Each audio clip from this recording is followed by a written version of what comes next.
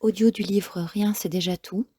Chapitre 2 Décorporation. Grand A Mes sorties astrales involontaires. Grand 4 Rencontre avec une âme décédée. Le 29 décembre 2019, je m'endors en imaginant très fort que je suis dans les bras de mon petit ami Jack, décédé dans son sommeil après 15 jours de terreur nocturne 2 ans et demi en amont. Cela m'apaise de me donner l'illusion d'être calé contre son épaule car j'ai du mal à trouver le sommeil. C'est la première fois depuis son décès que je m'illusionne ainsi qu'il est encore là, mais j'ai vraiment besoin de trouver le sommeil. Je n'arrête pas de tourner dans mon lit. Je me détends ainsi une bonne dizaine de minutes, puis je sens une drôle d'impression dans mon menton, comme un micro-mouvement ou une grosse vibration entre mes deux mâchoires. Je décide de ne pas bloquer la chose par curiosité. Je laisse faire pour voir si ça va s'arrêter ou augmenter éventuellement, et ainsi tenter de définir de quoi il s'agit. Les vibrations augmentent un peu. Mon menton part vers l'avant par petits à-coups. Ma tête suit doucement. Je laisse faire, je continue plus loin, mon manteau vibrant avance de 10, 20, 50 centimètres. Alors, je me rends compte que je suis en fait en train de sortir de mon corps, puisque ma tête est plus loin que la longueur de mon cou possible. Mon menton est arrivé au bord du lit à ma gauche, alors que mon corps est allongé de l'autre côté du lit à ma droite. Je remarque en même temps que mon audition est légèrement modifiée, un peu comme quand on a la tête sous l'eau. Alors j'ai immédiatement positivé totalement dès que j'ai compris que je sortais de mon corps.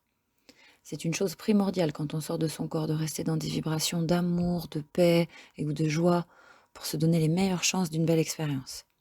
Plus on l'est, plus on s'élève facilement, plus les expériences sont sublimées. Les vibrations sont des fréquences comme celles des radios, alors choisir son état d'âme à ce moment-là, c'est un peu comme choisir sa radio. Si on vibre la peur, on risque fortement de se retrouver dans une scène glauque et dangereuse. Si on vibre l'amour, on le trouve, etc. Il est donc important d'être positif au moment où l'on se décorpore. Comme je n'arrivais plus à provoquer des sorties depuis le décès de Jack, sans que j'en ai l'explication, je me suis dit immédiatement « Chouette, je vais pouvoir voler ». Quelle joie! Voler était une chose que j'espérais depuis longtemps essayer lors d'une sortie. D'abord, j'ai glissé du matelas jusque sur le sol, comme si j'étais une flaque épaisse de liquide. Puis arrivé au sol, j'ai repris ma forme identique au monde terrestre. J'ai dû faire quelques efforts avant de m'en envoler, car je suis encore conformée à mes habitudes de matrice terrestre. J'ai décollé par la pensée, mais j'agitais inutilement mes bras au début. Je divisais donc mon énergie entre pensée et geste. Alors je ne décollais que de quelques soubresauts de quelques centimètres. J'ai rapidement compris qu'il ne suffisait juste d'en avoir l'intention pour m'élever, plus haut et plus vite. Alors j'ai intensifié mon intention et instantanément j'ai traversé ma fenêtre et me suis retrouvée rapidement dans le ciel en train de voler simplement, bras écartés, avec une belle vitesse, une belle hauteur, juste exactement comme je le souhaitais. Avec en prime un soleil déclinant illuminant le ciel en haut à ma droite, alors qu'à noter qu'il faisait nuit en réalité dehors. C'était sublime. Puis soudain, 2 bras m'ont enlacé la taille derrière moi par surprise.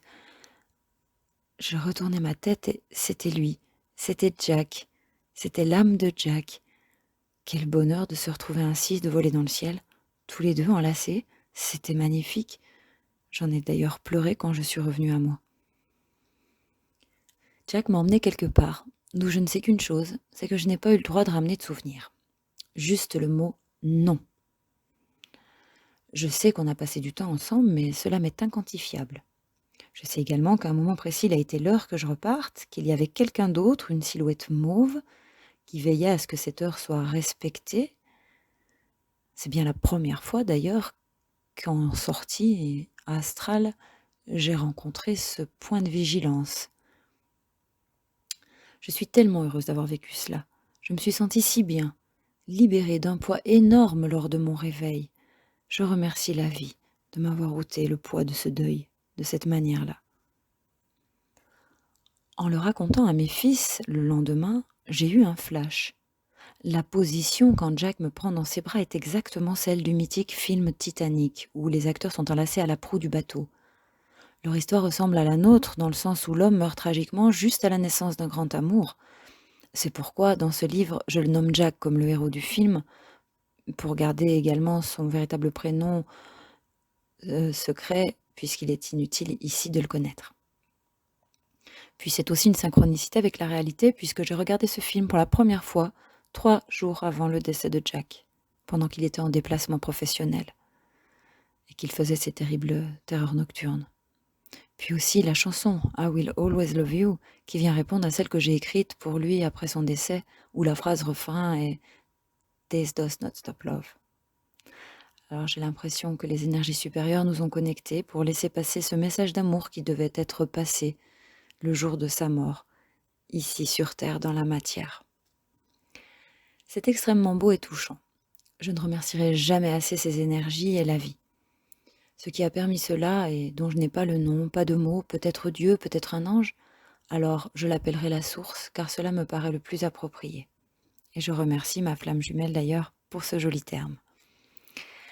Jack était certainement une de mes âmes sœurs.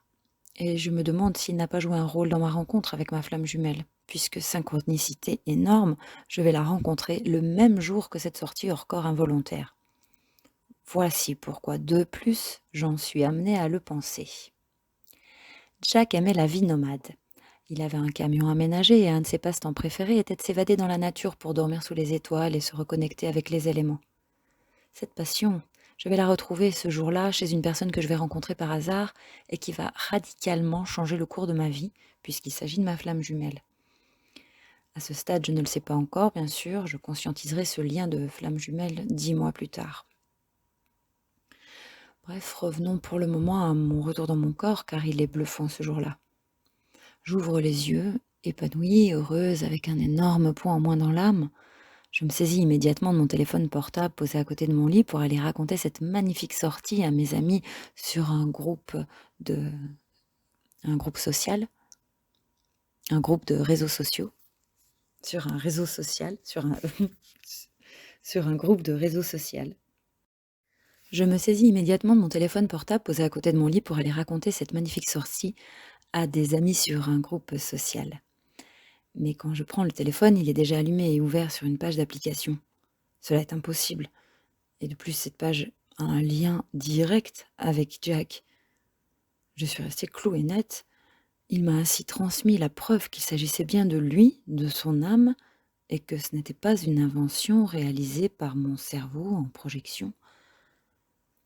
Les groupes sociaux sont bien le seul endroit où je peux communiquer sur le sujet sans crainte d'être cataloguée de dérangée mentale. J'y dépose donc mon récit, puis je vaque à mes activités en me sentant plus légère et heureuse que depuis bien longtemps. Plus tard dans la journée, je me promène sur ce groupe social dédié aux voyageurs de l'astral et je tombe sur le post d'un homme qui cherche de nouvelles lectures.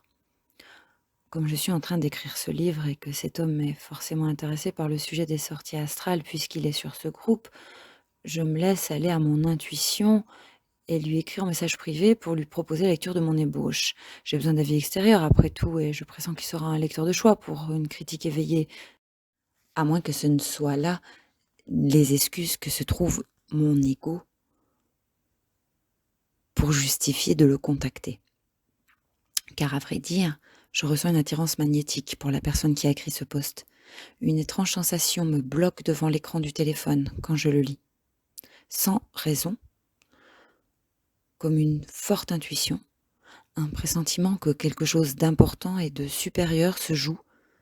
Cela est bref, je passe directement à l'action, je ne peux y résister de toute façon, et je lui écris en message privé pour lui proposer la lecture de ce que j'ai déjà écrit de ce livre à cette époque-là.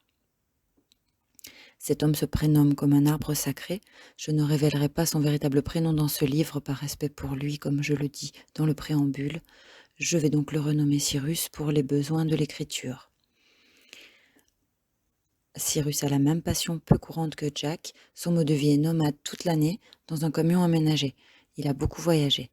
Je ne sais pas encore qu'il va devenir le roi de ma vie et que c'est lui qui détient la pièce manquante de mon livre. C'est la source qui m'envoie vers lui. Pour poursuivre sur ma rencontre avec Cyrus, je vous propose d'avancer au chapitre 7, parcours initiatique de retour à soi, ou bien sinon de continuer l'écoute audio.